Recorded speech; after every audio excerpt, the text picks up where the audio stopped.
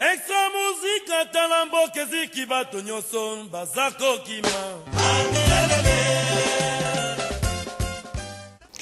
Oui, je suis Blaise Gakora, je suis pharmacien, je travaille sur les Hauts de Rouen. C'est un quartier populaire de Rouen, en Normandie.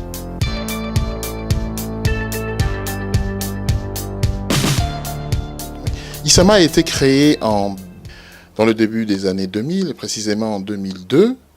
Et ce qui m'a incité, ce qui m'a porté afin de pouvoir mettre en place cette association, c'est le drame qu'il y a eu, d'où ma tristesse, ce drame qu'il y a eu dans l'avion de la Sabena qui portait dans son train d'atterrissage 2 petits Guinéens qui ont été retrouvés congelés lors de l'atterrissage à l'aéroport de Bruxelles.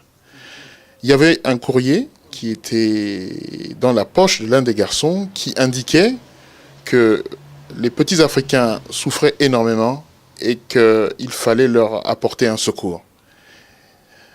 Dès que j'ai appris cette triste nouvelle, je me suis profondément investi en faveur de la formation en Afrique.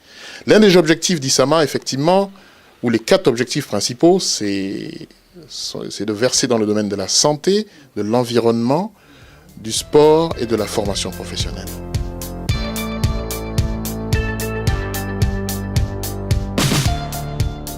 À ce jour, de nombreuses délégations. Il y a une délégation qui est au Bénin, au Togo, en République centrafricaine, au Congo et beaucoup plus au Mali.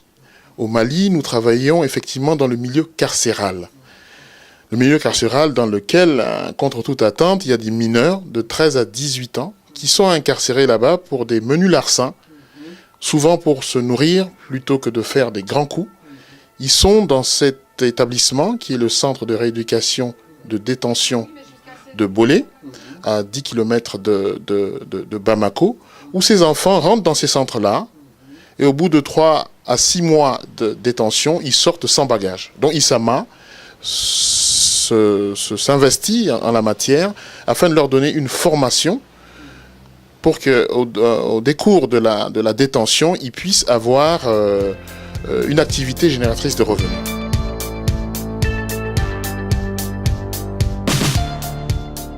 La mise en place de la culture de la spiruline qui est une micro-algue fortement protéinée qui permettent de renutrir, de lutter contre la malnutrition au niveau des enfants dénutris et au niveau des personnes atteintes du VIH-Sida. Donc ce sont des projets qui sont en cours. On va mettre en place dans la prison de Bolé la formation à la maçonnerie des latrines. Les latrines pourront être mises en place. L'activité des génératrices de revenus viendra du fait que les latrines seront construites dans le marché de Bamako, précisément à Mayambougou, à Daoudabougou ou dans la commune 6. L'ensassage sera fait en partie avec notre partenaire local de l'AJDD, Association de la jeunesse pour le développement de Daoudabougou, qui sont déjà investis dans de nombreuses démarches de campagne d'insalubrité.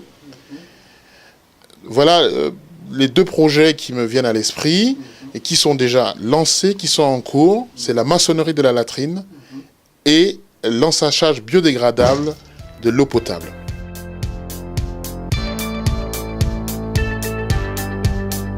Le problème des latrines au Mali, en fait, ce qui se pose en ce moment, l'association Isama a remarqué qu'il y a un réel problème d'assainissement au Mali. Pourquoi? Parce qu'il y a un problème entre la mise en place des toilettes et la contamination avec les eaux des puits.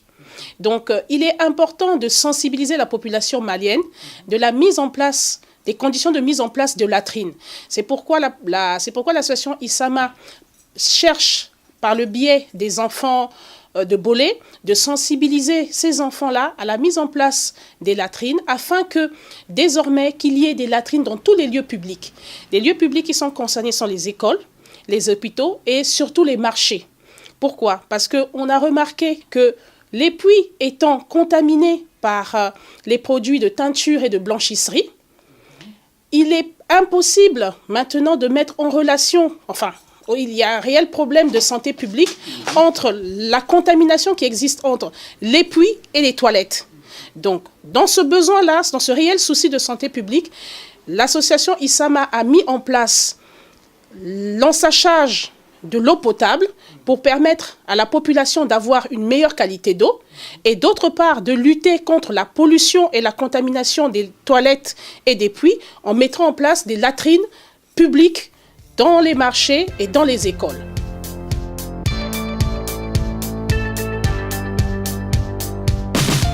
S'agissant des latrines, mais le problème il est tout aussi aigu parce qu'on observe que notamment concernant les filles ne peuvent pas aller à l'école parce qu'il n'y a pas de latrine. Les filles se retrouvent pour des raisons de convenance, de pudeur, de l'arrivée des menstruations et sont en difficulté d'aller assister aux cours. Donc elles restent à la maison. Et vous savez que c'est là où on observe que le social prend le dessus sur l'éducation. Et sans éducation, sans formation, on ne peut pas effectivement avoir un pays qui peut se développer. Donc il est urgent que dans les écoles, il y ait des latrines séparées, latrines garçons, latrines filles, afin que les filles puissent aller dans ces commodités-là, sans aucune agression, sans aucune difficulté, et dans des lieux propres et accueillants.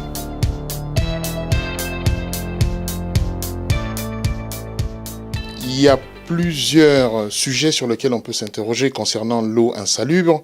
On peut parler de l'eau de boisson, dans laquelle vous avez des contaminations à type de bilharziose, de diarrhée, de dysenterie amibienne. Il y a l'eau qui stagne, c'est l'eau là vous avez le paludisme, les anophèles femelles qui viennent pondre dans ces eaux stagnantes. Il y a l'eau aussi l'eau dans laquelle vous pouvez avoir des filaires. Donc l'eau est la première cause de mortalité au monde, notamment l'eau insalubre. C'est pour cela qu'il faudrait mettre en place des dispositifs qui permettraient de réduire cet énorme souci. Et ça fait partie effectivement des OMD, l'objectif des millénaires du développement, où le point numéro 7 insiste sur le fait que l'eau, il y en a par-dessus tout, sur toute la Terre, mais il y en a très peu qui soient potables.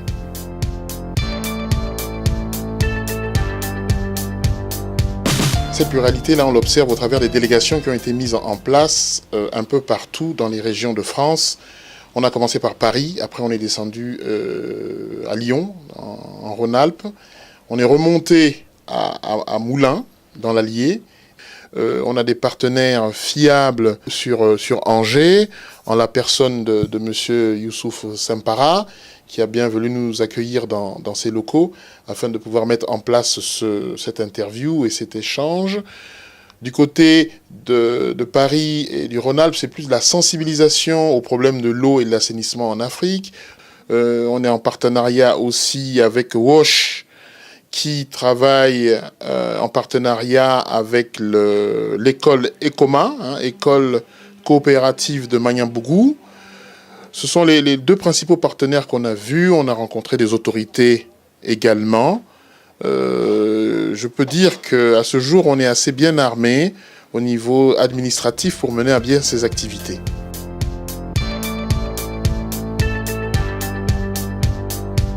Nous avons eu l'honneur et le plaisir d'avoir rencontré le ministre du Développement, Pascal Canfin, à Paris. D'ailleurs, ce brillant ministre a mis en place un dispositif innovant en matière de développement dans la direction des pays du Sud. Cette loi a été votée en décembre dernier et elle ouvre vraiment une nouvelle ère au développement en Afrique. Nous avons reçu de ses mains le prix du lauréat du PRAOSIM, qui est un programme du ministère des Affaires étrangères concernant les organisations de solidarité internationale pour les migrants. On a eu ce prix-là du fait de notre atelier de formation au métier de la tannerie dans la prison pour mineurs de Bolé. Il y a un travail qui est mis en place, qui est long, mais qui concerne l'Afrique, et c'est pour nous un véritable plaisir que de travailler pour l'Afrique, pour travailler pour la formation professionnelle, parce que vous savez que Lorsque les enfants sont désœuvrés, c'est une véritable bombe à retardement. Et si on souhaite avoir une stabilité dans cette région du monde, ça passe par la formation des jeunes qui leur permettent d'avoir de véritables emplois solides pour leur famille. Car souvent en Afrique, une personne en nourrit une vingtaine d'autres. Je vous remercie.